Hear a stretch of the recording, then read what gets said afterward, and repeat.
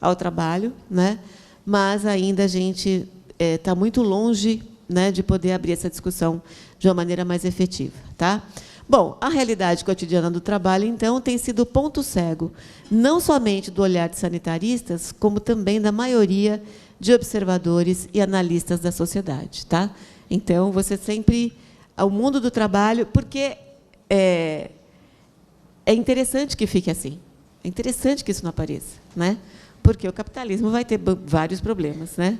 Se isso aparecer de uma maneira mais efetiva. Bom, o que a gente observa hoje é uma intensificação em escala global da precarização, que articula novas e antigas estratégias de exploração da força de trabalho em todos os setores, né? Então, o que a Márcia falou, a abolição, né, não aboliu o trabalho, né, escravo, nem a subordinação. Enfim, aqui no Brasil, hoje, a gente articula tudo. A gente não. Né? No capitalismo, ele faz isso. Ele não tem problema se aquilo é arcaico. Ele transforma, ele refuncionaliza. Né? Como refuncionaliza as diferenças de gênero, de classe, de geração, de etnia. Né? Bom, trata-se da acumulação flexível, né, que implica em altos níveis de desemprego estrutural, rápida destruição e reconstrução de habilidades, né? A polivalência, ganhos modestos, entramos aí, né? Nós, assistentes sociais, quando há, né? Porque tem muito trabalho que é realizado que não tem, né? De salários reais, e o retrocesso do poder sindical, que é o que a gente está assistindo realmente agora. Bom, os estudos sobre o desgaste mental relacionado, né, da saúde mental relacionada ao trabalho são amplos, viu, gente? Tem bastante. Na verdade, nessa exata perspectiva, até onde eu sei, de desgaste mental, né, esse trabalho que a gente vem fazendo, ele é inicial.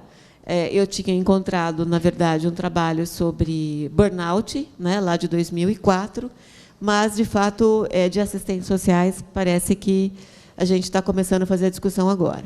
Mas tem de professores da rede pública, professores de ensino superior, agentes judiciários, escreventes, oficiais de justiça, assistentes sociais e psicólogos. Esse, sim, esse aqui do pessoal da associação, né,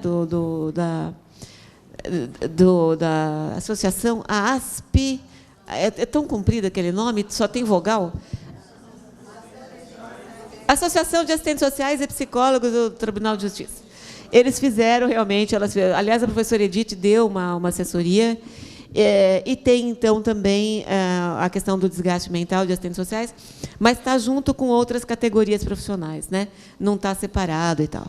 Bom, juízes, médicos, enfermeiros e assim por diante. Então, a gente encontra bastante literatura, né, nessas outras áreas. As pesquisas que eu trouxe aqui para vocês, eu trouxe duas.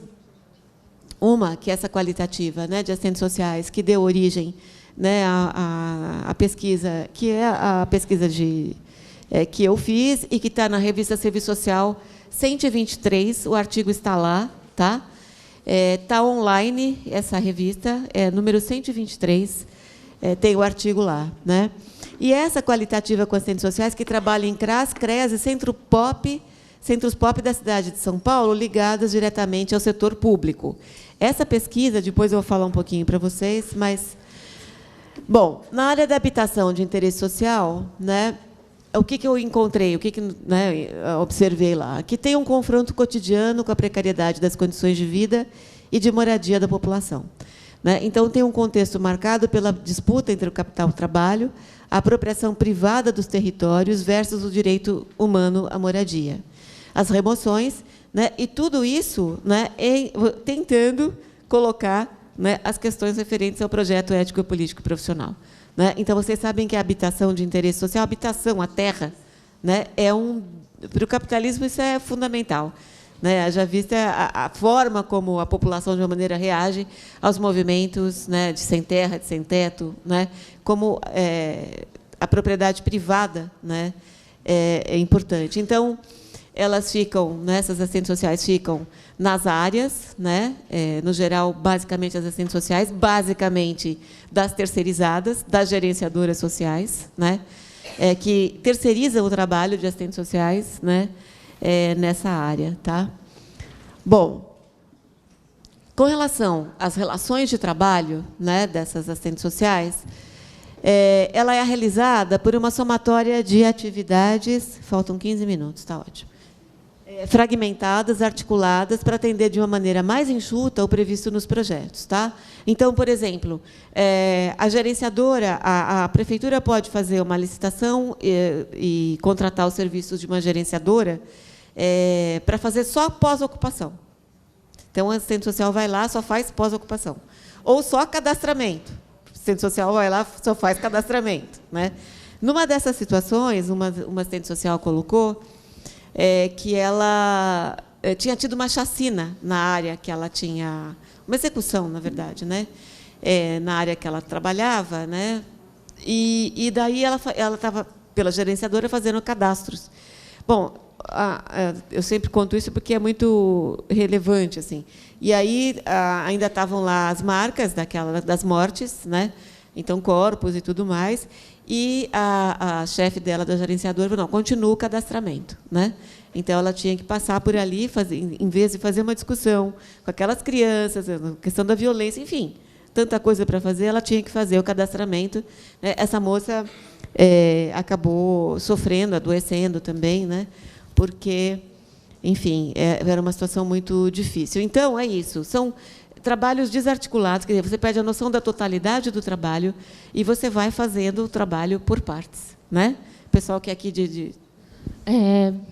Bom dia a todos. Meu nome é Ana Carolina. Eu estou na TOF de Ribeirão Preto. E... Inclusive, era outra diretora que deveria vir nesse evento, que poderia ter vindo, mas acabou que eu vim e, quando eu vi o tema, meu coração até disparou. Por quê? Eu atualmente trabalho na Secretaria de Saúde de um município de 50 mil habitantes, perto de Ribeirão. E eu vejo, consequentemente, diariamente, frequentemente essas questões, e ela inclusive aconteceu comigo. Quando eu vejo você falando sobre adoecimento dos profissionais, ele é gritante. Eu trabalho com mais ou menos, em média, umas 30 pessoas naquela secretaria. E eu olho para os outros profissionais de outras áreas e eu percebo o adoecimento ali dentro. Inclusive, quando você fala do banheiro, esse ano, acho que, no mínimo, eu tive umas 3 infecções urinárias por conta da demanda e da sobrecarga do trabalho. Não dá. E foi um dos pontos que eu tive que enfrentar junto com o secretário, e eu tive que bater de frente com ele, junto com o assessor, dentro da sala dele, porque a demanda estava exorbitante, e eu estou há 9 meses lá, então eu tive que ter muita coragem para fazer isso. A gente sabe que, quando a gente se posiciona, a gente sofre alguns assédios, né? Então, eu estou te ouvindo e eu estou pensando na minha prática e no que eu precisei fazer, particularmente, para conseguir tentar reverter esse quadro, porque são só 9 meses. Né? E quando a gente vai, inclusive, pontuar a questão de gênero, que eu sou feminista e eu não tenho problema nenhum de falar isso em nenhum espaço, eu percebo que para a categoria que são homens, e aí quando eles se impõem, opa, está se impondo. Agora, quando é uma mulher, muitas vezes nossas vozes são, sim, silenciadas, nós estamos em espaços em que são precarizados ao extremo, e se a gente vai fazer uma pesquisa e a gente apresenta as condições de trabalho de um homem e de uma mulher, nós somos, sim, muito mais assediados, e não é só moralmente. Tá?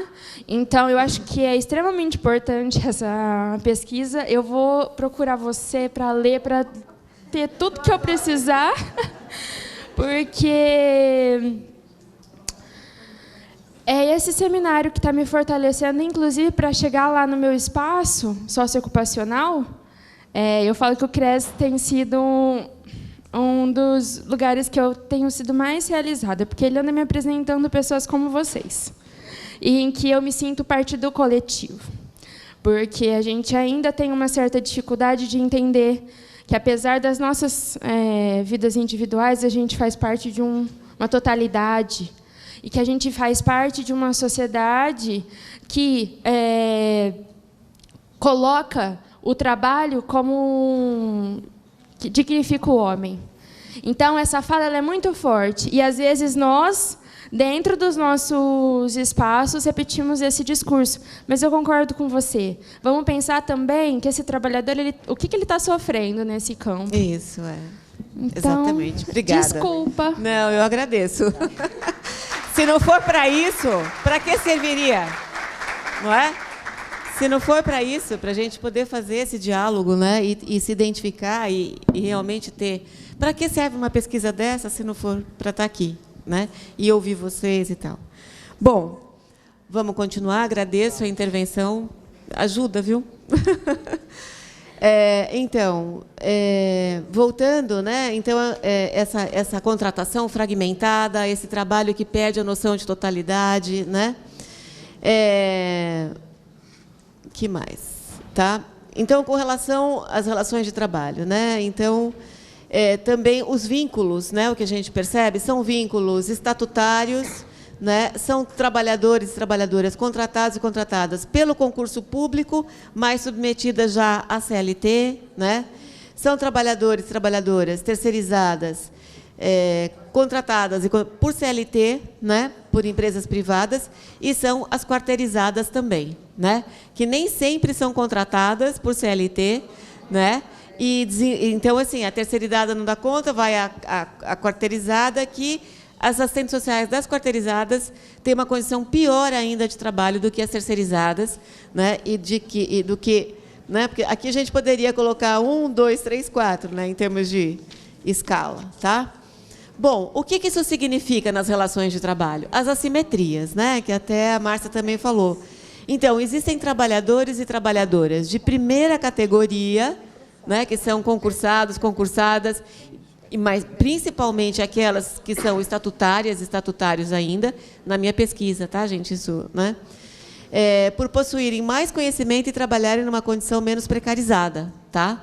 Então, as assistentes sociais, por exemplo, da prefeitura, elas vão até lá, elas fazem campo também, a condição de trabalho delas também é precária, né?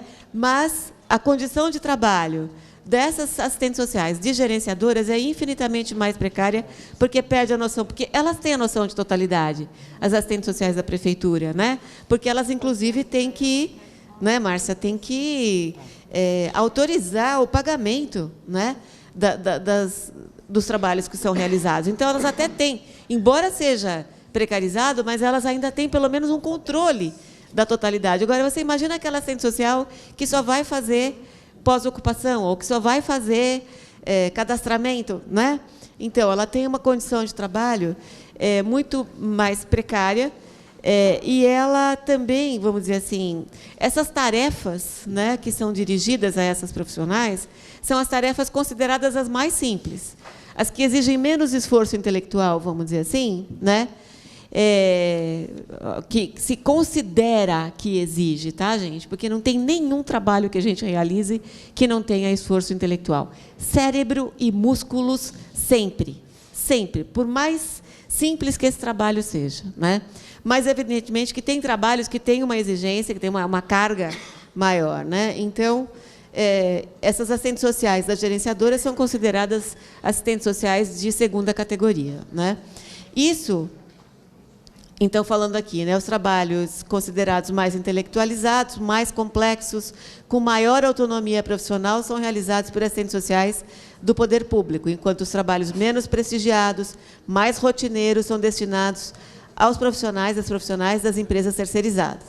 Entrega de folheto para reunião, registro fotográfico, coleta de assinatura em lista de presença em reuniões, é esse tipo de trabalho. Elas têm algumas colocaram, inclusive, problema de varizes, porque, às vezes, vão naqueles condomínios que são de escadas e tem que subir e descer, né, para entregar os folhetos. As assistentes sociais entregam os folhetos, né, porque a tarefa dela, segundo a gerenciadora, no entendimento da gerenciadora, que é uma empresa privada, tá, gente? não é organização social, não é entidade social, não é nada disso, tá? É uma empresa privada, né? Né? Coloca como sendo esse o trabalho, tá? Bom, com relação às condições de trabalho, falta de condições de local apropriado para refeições, desrespeito aos horários de alimentação, ainda que seja de 15 minutos. Né? Eu teria todos os exemplos para dar para vocês, mas não vai dar tempo. Ausência ou inadequação de banheiros, né, nos canteiros de obra, falta de água e de limpeza dos banheiros, né? Escassez de material básico, como telefones e computadores, ausência ou inadequação de locais para atendimento, que muitas vezes é realizado em contêineres de alumínio, sem ventilação e rampas de acesso, e com a presença de roedores. Tá? Muitas dessas condições de trabalho vocês também enfrentam. Né? Na questão da violação dos direitos, das humilhações e dos constrangimentos, apedrejamento dos locais de atendimento por moradores descontentes, quando há atrasos no pagamento do auxílio aluguel, né? O convívio com ações desencadeadas pelo tráfico de drogas, como, por exemplo, as chacinas, que obrigam o abandono imediato da área, em razão da ocorrência de tiroteios e outras situações. Né? Na verdade, assim, a população né, que protege, que fala, ó, some daqui, pega a sua bolsa e vai embora. Né? Elas ficam sozinhas, né, no geral, elas, sem nenhum outro tipo de esquema. Né? Disso aqui eu até gostaria de falar algumas coisas, mas não vai dar tempo. Quem sabe num outro momento. Né? Bom, a ausência de mecanismos de proteção, né? E das empreiteiras, né? E das gerenciadoras sociais, né? Especialmente das assistentes sociais que trabalham nas gerenciadoras. Então, é uma coisa que elas falam, né? Por exemplo, então, a sala do engenheiro, do empreiteiro, tem ar-condicionado, tem computador, tem telefone. Né? E tem alguém de gerenciador aqui? Tem alguém de habitação aqui? Só a Márcia. Gente, é impressionante. Eu apresento, né? Assim, eu raramente tenho a chance de dialogar com elas. Elas não estão muito nesses espaços. Eu acho que é uma, né? Eu acho que é enfim, é um sinal, né?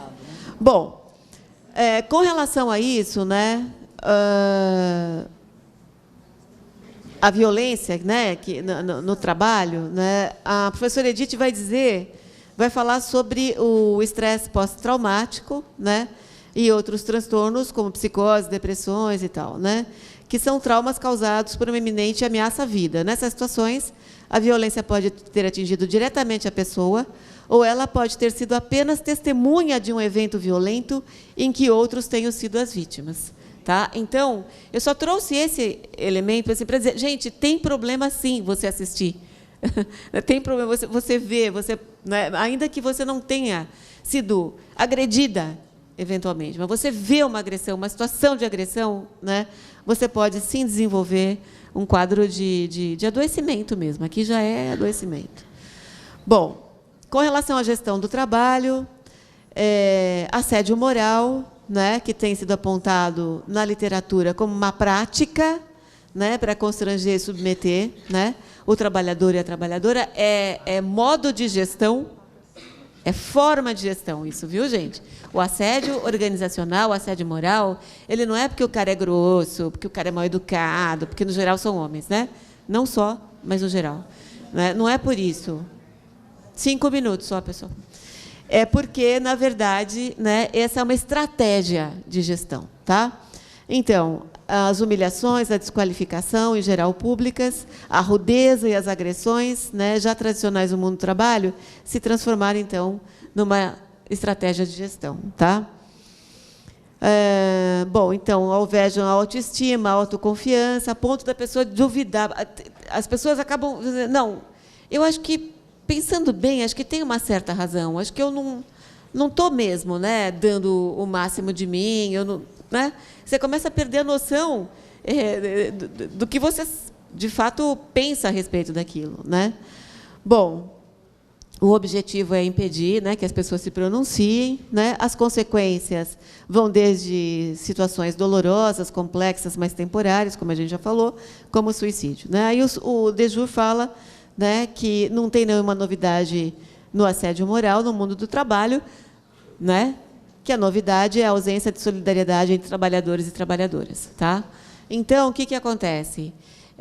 Quando uma pessoa vai ser assediada, primeiro que o assédio é para todos e para todas. O assédio não é dirigido, embora ele tenha uma configuração, ele seja dirigido a uma pessoa, ele é para servir de exemplo para todo mundo. Então, o assédio, né, ele não é só, né? Enfim, você escolhe uma pessoa, mas ele é geral. Essa é a primeira questão. A segunda questão, né, é que assim, a gente não tem mais solidariedade de classe. Lembra quando a gente falou da classe que vive do trabalho, fragmentada, né? E diferente do operariado do século XIX, não sei o quê? Quer dizer, hoje, houve um momento, né, em que era isso. Se o chefe ia assediar, né, o pessoal olhava feio. Hoje as pessoas se afastam de você. Elas se isolam, deixam você lá sozinha por conta daquilo. Né? Então, eu sempre falo, a primeira vez, você consegue alguém para conversar. A segunda vez, né, que você vai falar sobre aquilo mesmo, você precisa falar, porque você está totalmente tomada por aquilo. Né? A pessoa até ouve e tal, mas já dá uma saidinha. A terceira vez, lá vem aquela chata. Né? Então, o que acontece? Deixam, de fato, a pessoa isolada. Quer dizer, não tem solidariedade de classe. Né? Culpabilizam, até nós mesmas, e nós mesmos, quero dizer, trabalhadores e trabalhadoras, culpabilizam aquela pessoa, ela é muito bocuda, ela não sabe se virar. Também, por que não faz o jogo? Né? Em vez de ficar quieta. Né? Faz o jogo lá. Oi? Né? Quer dizer, tem momentos que não é possível. Né? Bom, o desgaste mental, então, distúrbios do sono, depressão, síndrome de burnout, isso, né, o que elas me relataram que aconteceu, tá certo? Medo intenso, angústia intensa, insegurança constante, pensamentos obsessivos, crises de choro, dificuldade nos relacionamentos interpessoais, problemas dermatológicos, processos infecciosos, acidente de trabalho, aumento de peso e assim por diante, tá? Perda é mais incomum. Bom, aí, assim, gente, eu acho que não vai dar tempo de eu mostrar isso aqui para vocês, tá? Mas é o seguinte, é uma pesquisa, eu ia trazer os resultados dessa pesquisa de São Paulo, da cidade de São Paulo, que eu fiz também, eu não, mas um grupo, né? Lembra aquele livro que a professora Raquel Reicheles, professora Carmelita, né, sobre a implantação do SUAS no Brasil? A gente está fazendo, aos 10 anos depois, está fazendo toda a pesquisa para ver a implementação do SUAS. Vão sair 2 livros, gente, dessa pesquisa. Tá? E uma delas, então, assim, são vários estados, 7 estados, no Brasil, né, com grupo focal, com usuários, usuárias, com entrevista com o gestor, enfim, uma pesquisa imensa, né? Ops, o que eu fiz aqui? Está aqui. Ops, espera aí, gente. Estou chegando no fim, mas eu não vou... E aí, assim, né, o que eu quero dizer para vocês é que essa pesquisa também aponta, né, situações muito semelhantes, né, que aí na política de assistência social, lá na cidade de São Paulo. Né? E daí, assim, eu trouxe esse aqui, ia trazer para vocês, porque é um artigo que eu escrevi lá para o IMPES e foi aprovado. Então, esse aqui eu posso divulgar já, por isso que eu trouxe esse, tá, gente? Porque já vai sair na divulgação dos anais do IMPES, tá? Porque a pesquisa mesmo, em nível nacional, a gente ainda está acabando. Tá? Mas, basicamente, né, a gente percebe, olha só o tamanho da SMADES de São Paulo, né, da Secretaria. 1.269 convênios, como disse a Márcia, os convênios de SAICA, né? 54 centros de referências, 30 CREAs, né, e 6 centro-POPs. Tá?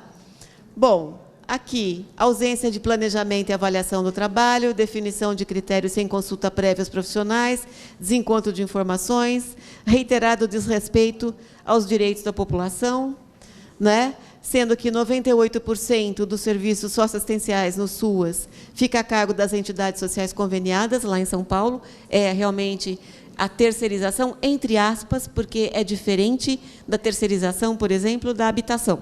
É diferente das OSs, né? A gente tem que analisar isso muito bem também, uma por uma. A gente fala da terceirização porque é da desresponsabilização do Estado, né? A entrega desse dinheiro, né?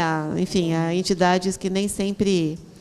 Bom, das organizações sociais, que foi o que a Márcia falou, né? Falou dos baixos salários, condições precárias de trabalho, sem formação continuada, excesso de atividades e alta rotatividade. Então, elas migram, né? Essas profissionais migram de um serviço para o outro, de uma entidade para outra, né? Porque tem isso assim, rapidamente, né, gente? Porque tem muito mais coisas, né? Das trabalhadoras concursadas, então, excesso de burocratização das atividades, dificuldade de realização do trabalho social com famílias, falta de profissionais, excesso de famílias cadastradas, demanda de resolução dos problemas do CAD único, supervisão das entidades sociais conveniadas com as ESMA. Vocês sabem que as assistentes sociais da Prefeitura de São Paulo, da cidade de São Paulo, não fazem o atendimento direto, o trabalho social com famílias, não fazem o PAIF, não fazem o PAEF, né? É tudo terceirizado, vamos dizer assim, né? Então, elas ficam numa função meio de supervisão do trabalho de outras profissionais. Bom, o gerencialismo, que é a perspectiva teórica que eu estou usando para fazer essas análises, né, vai dizer que esse poder gestionário de aparência objetiva, né, ele é operatória e pragmática, né? Então, olha, nós temos que atender, nós temos que dar conta de demanda, a gente tem que resolver, a gente tem que cumprir as metas, a gente tem que fazer as APACs, a gente tem que fazer o convênio, né? Enfim, é sempre assim, tá? Ele é um poder, que, calcado numa dinâmica de constante apreensão, justifica ações e instrumentos utilitaristas e contábeis. É sempre assim. Então, é a planilha, é o cadastro, essas coisas. Diante do pragmatismo e da eficácia, as considerações éticas e humanistas devem se apagar nessa concepção aqui de gerencialismo. Lembra que eu falei do mundo do trabalho? Claro que o mundo da produção não é igual ao mundo da reprodução, mas está totalmente articulado. Então, o que nós estamos vivendo nas políticas sociais, trabalhando com as políticas sociais, né, tem a ver com o mundo do trabalho, gente. Não é só uma questão de má administração, de má gestão, não é só isso. É uma perspectiva, né? É uma nova racionalidade do capitalismo atual. Tá? Bom, atinge valor. Então, assim, a professora Edith vai falar do desgaste ético, que atinge valores como a reciprocidade, o respeito, a confiança e o reconhecimento de cada um, né? Dificultando a solidariedade de classe. Tá? Então, depois, na questão... para o serviço social, eu acho que essa é a última, a penúltima, a ideologia que veicula, né, o gerencialismo, reforça a tendência de reatualização do processo que condicionou o trabalho profissional às requisições institucionais, resgatando a matriz positivista funcionalista com conteúdo instrumental e conservador, hegemônico na profissão até os anos 80. É isso que está acontecendo. Tá? Então, não é exatamente a responsabilidade do trabalhador, da trabalhadora, é nossa enquanto classe trabalhadora, mas faz parte do mundo do trabalho. Né? O risco, né, é de esmaecimento da importante inflexão realizada pela categoria profissional, né, que é o projeto, né, ético-político profissional, tá certo? Quer dizer, o risco disso ficar, né, embaçado, né, isso ir sumindo do horizonte cada vez mais, né? E virar isso que a gente fala, né? São essas palavras vazias, né? Muitas vezes, eu me lembro que um aluno uma vez chegou para mim e falou assim: professora, você quer o trabalho com o projeto ético-político profissional ou sem o projeto político? Eu falei, mas é mostarda? Com ou sem? Né? Assim, para vocês verem o nível de... Eu não sei...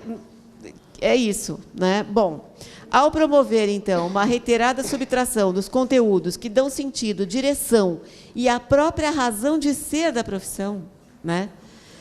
Somada à violação estrutural dos direitos humanos da população, tá certo? Então, vendo o tempo todo direitos humanos sendo violados, né? Perdendo os sentidos do nosso trabalho, desprofissionalizando o nosso trabalho, né? Porque, para mim, né, para nós, nosso entendimento, profissão é a forma histórica da realização do trabalho. né? Então, tirando tudo isso, tirando os sentidos do trabalho, né? E vendo o tempo todo a injustiça, a violação dos direitos, né? Não há dúvida nenhuma, né, que essa situação promove graves adoecimentos e desgaste, especialmente o desgaste mental. Tá certo, gente? Então, é um pouco isso. Aqui a fala de uma assistente social de São Paulo é um descompromisso com a política e, principalmente, com a pessoa, que mais assim me magoa, ela diz, chega a me magoar, nesse episódio que eu contei, que tiraram umas barracas de uma população em situação de rua e cadastraram umas pessoas que estavam lá, e as que não estavam lá não cadastraram, né? E aí, assim, né, a pessoa disse para ela, mas a senhora sabe que eu moro lá, né? Então ela dizia, eu sabia que ele morava lá, né? Mas eu não podia dizer para a pessoa que o nome dela tinha sido cortado, né? Então, ela sempre, essa assistente social diz, né? E eu sempre falo, se as coisas continuarem como estão, 80% dos funcionários da secretaria vão estar de licença psiquiátrica e não está longe, né? Oi? Já chegou? Então, pois é. Então, gente, olha, aqui estão as referências, mas aqui o meu e-mail, se vocês quiserem, puderem me escrever contando as situações de trabalho, eu acho que a gente precisa divulgar, a gente precisa, né, fazer esses encontros. Tem formas de resistência, a resistência é na solidariedade de classe, é no coletivo, né? Tem questões individuais também, tem resistências individuais, tem necessidades individuais, né, de atenção, até de tratamento, tá, gente? Não vamos ser obscurantistas, achar que a pessoa tem que enfrentar sozinha, né? Essa é uma perspectiva moral. Né? Existem momentos que as pessoas precisam, sim, né, de outros atendimentos, de outras atenções, né? Mas, fundamentalmente, a solidariedade de classe, o projeto coletivo que tem nos mantido até aqui. Tá certo? Gente, obrigada, desculpe eu...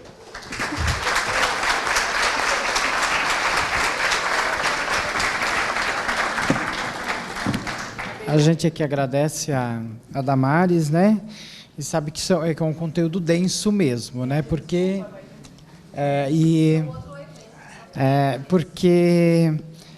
de uma certa forma a gente tem o espelhamento daquilo que vive no cotidiano com o conteúdo, né, que a professora traz, né?